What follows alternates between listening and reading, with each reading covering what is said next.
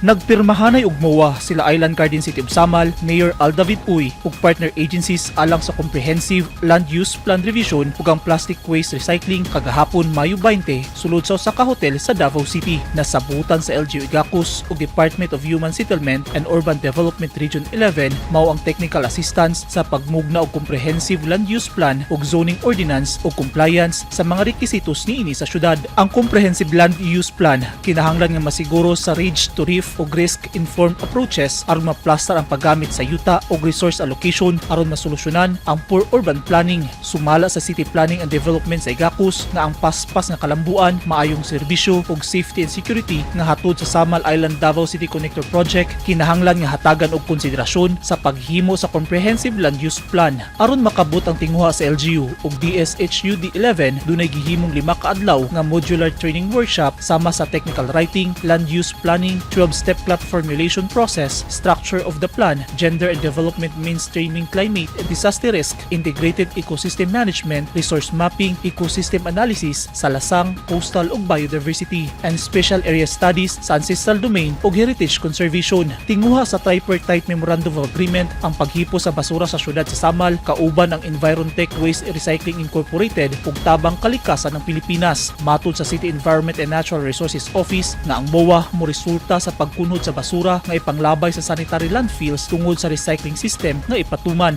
Matud ni Mayor Uy nga lisod ibalanse ang kalambuan ug palibot pero gipaningkamutan kini sa lokal nga gobyerno ug naglaom nga mahimo nila kini alang sa mga mosunod nga henerasyon sa Samal. Eugene Hinutan, Newsline Philippines. Stay safe.